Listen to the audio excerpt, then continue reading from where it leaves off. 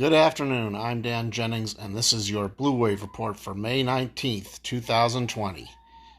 Dateline, Georgia. The state of Georgia was supposed to hold an election Tuesday to fill a state seat on that state's Supreme Court. Justice Keith Blackwell, a Republican whose 6-year term expires on the last day of this year, had not planned to run for re-election. The election between former Democrat Representative John Barrow and former Republican state lawmaker Beth Baskin would determine who would fill Blackwell's seat. However, Georgia's Republican Governor Brian Kemp and the state's Republican Secretary of State Brad Raffensperger canceled Tuesday's election.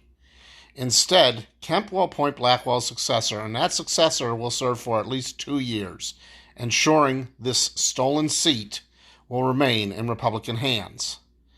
On May 14th, the state Supreme Court handed down a decision that effectively blessed this scheme to keep Blackwell's seat in the GOP's hands.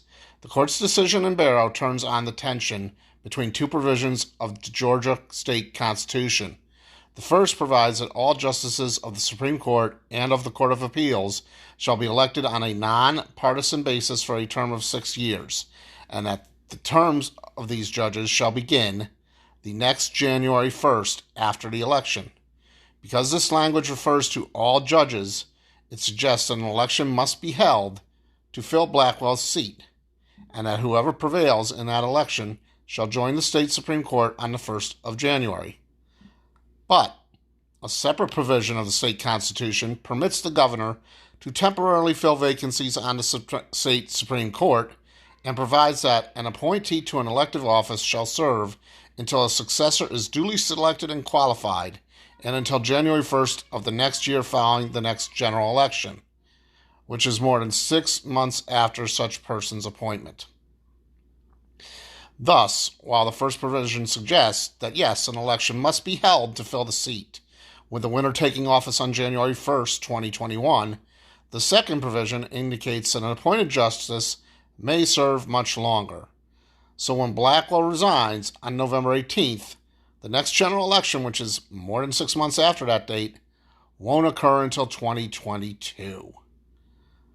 It is important to note that 6 of the state's regular Supreme Court justices recused themselves from this case, and they were replaced by 5 lower court judges who were seated temporarily on the state's highest court to help facilitate the theft of this seat. Dateline, Keystone. Joe Biden's presidential campaign said Monday that if he were elected to the White House, he would rescind the Keystone XL pipeline permit. The statement from the presumptive Democratic nominee's campaign is the first about how he would handle the long-stalled and controversial project. Late last year, a portion of the Keystone pipeline in North Dakota was shut down after more than 380,000 gallons of oil leaked. Walmart profits. Walmart said in late March that it increased the hourly wage it pays warehouse workers by around $2 to between $15 and $19 an hour, and planned to hire an additional 150,000 staff to meet demand, including workers who have lost their jobs in the hotel and restaurant industries, with offers of immediate positions in delivery and fulfillment centers. Well, it looks like that may have paid off, because for the 3 months ending in April, Walmart said same-store sales rose 10%, smashing Wall Street estimates of a 7.2% gain, and e-commerce sales surged by a staggering 74%. Walmart's shares were marked 4% higher in pre-market trading immediately following the earnings release, to an opening bell price of $133 a share, a move that would extend Walmart's year-to-date gain to around 12%. Dateline, Italy. A man from Winter Springs, Florida, told CNN on Monday that he had been stuck on a cruise ship and then a hospital ship in an Italian port for 62 days after testing positive for COVID-19 in early April. The man set sail mid-January from Genoa, Italy, on his second cruise as an employee of MSC Cruises, a global cruise company headquartered in Geneva, Switzerland. Mr. Grimes worked in a jewelry store on their Mediterranean route. On March 17th, a friend of Grimes and a fellow employee tested positive for COVID-19. After consulting with the ship doctor and captain, Mr. Grimes said he voluntarily went into isolation. 15 days later, he then tested positive. He has since been tested 7 more times and has received a mixture of positive and negative results. This calls into question the veracity of the test and or immunity.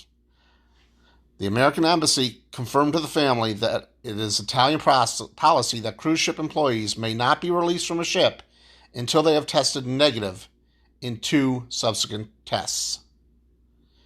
Dateline Walt Disney. Walt Disney will begin to have a waiver that says, by visiting Walt Disney World Resort, you voluntarily assume all risks related to exposure.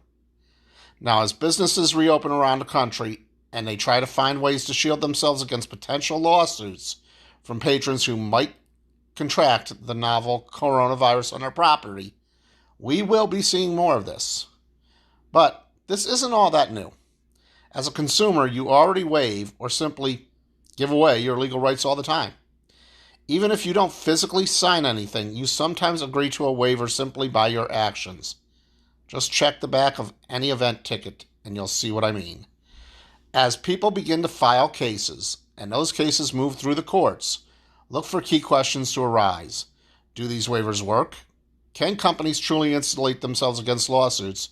And do people truly surrender their rights to sue when they sign a waiver? And why does Mitch McConnell want to put this through Congress if there's waivers in place already? Laws differ state by state, and outcomes will vary according to the particular facts of the dispute. There you go. But certain general principles and key questions emerge. Most but not all states enforce waivers, preventing a person from suing in at least some circumstances.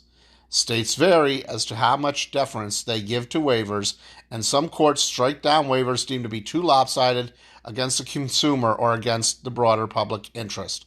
Hence why McConnell wants it put into law. Courts sometimes, but not always, require that waivers be clearly written and understandable and fairly bargained for between the parties.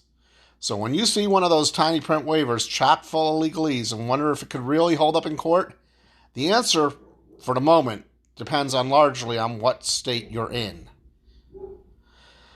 Finally tonight, more than 40,000 National Guard members currently helping states test residents for the coronavirus and trace the spread of infections will face a hard stop on their deployments on June 24th. Just 1 day shy of many of them becoming eligible for key federal benefits. This according to a senior FEMA official.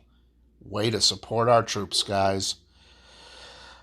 Thanks to the following for information used this evening in the report: MSN, CNN, ABC, Yahoo, and The Hill. For the Blue Wave Report, I'm Dan Jennings reminding you as always, don't just comment, act. Good evening, everybody.